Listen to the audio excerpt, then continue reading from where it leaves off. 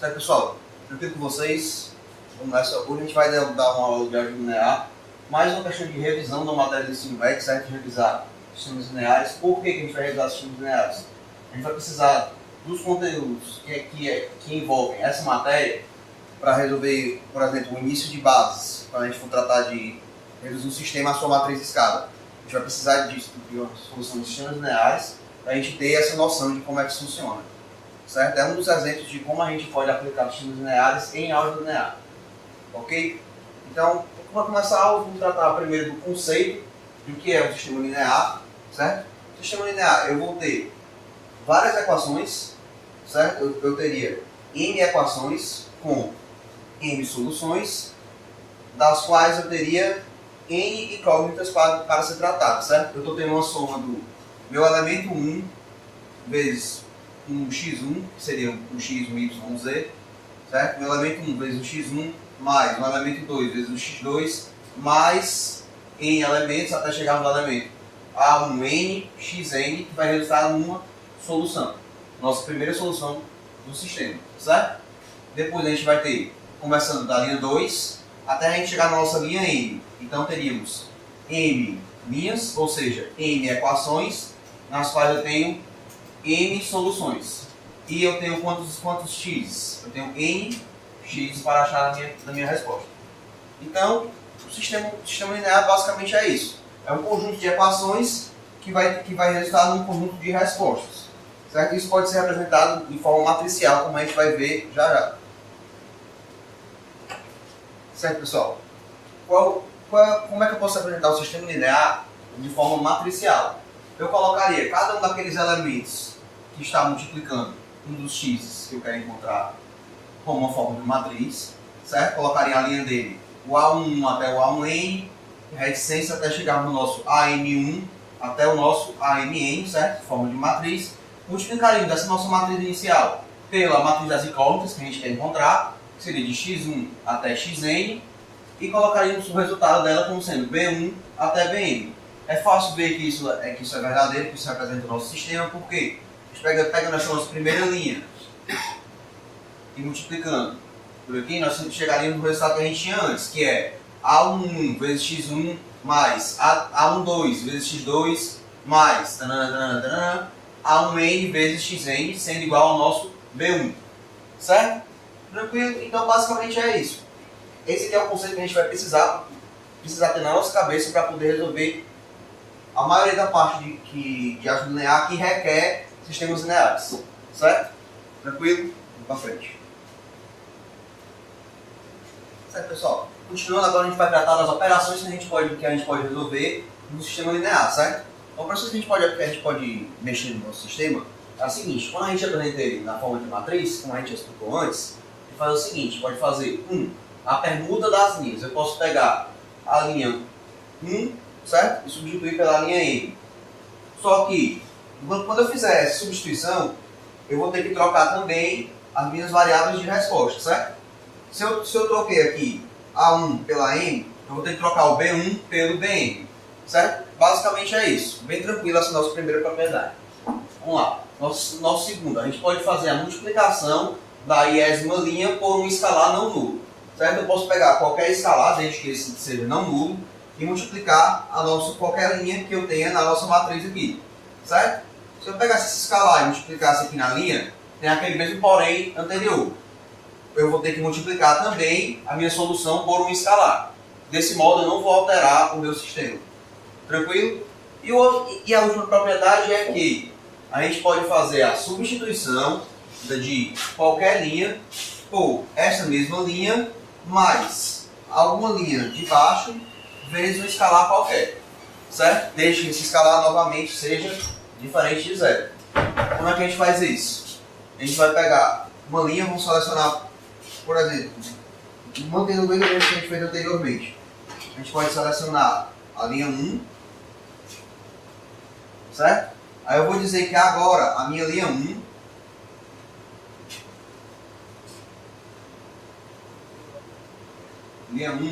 ela vai ser representada por a linha 1, vou chamar de L1, mais um escalar qualquer, um K, vezes a linha N.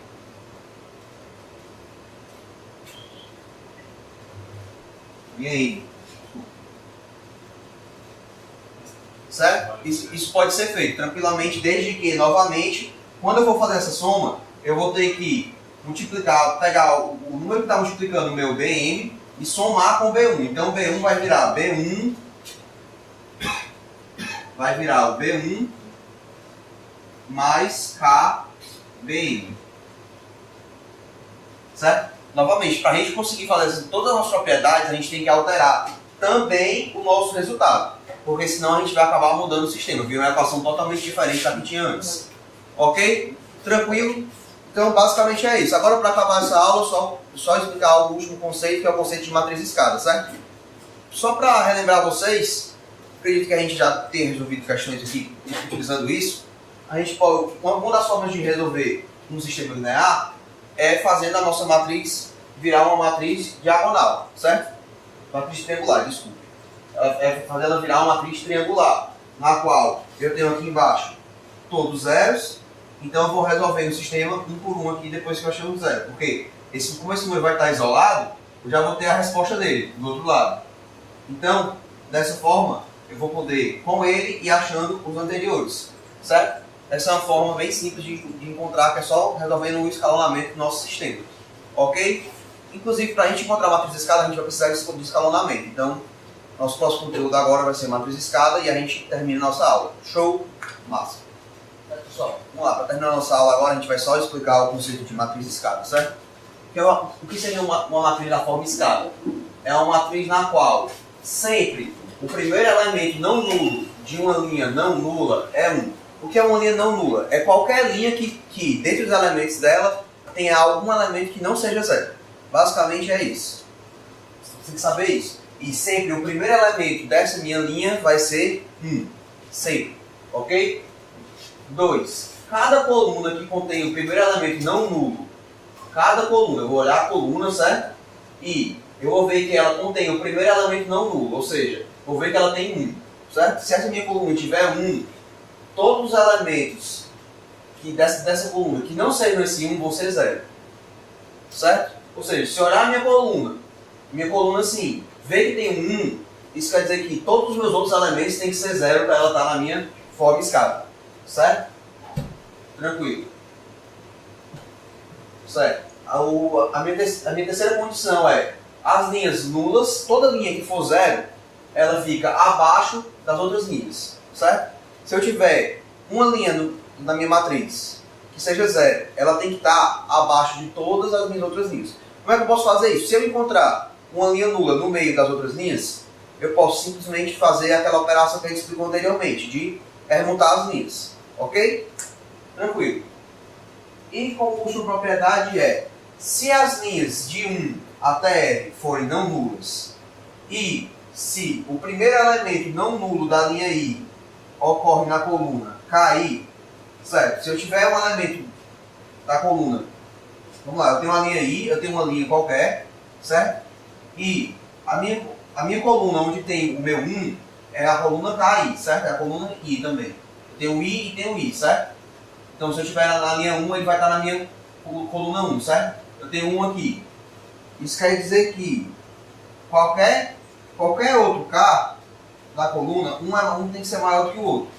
O que isso vai mostrar para a gente apenas? É só a questão do formato da minha matriz. Seria assim.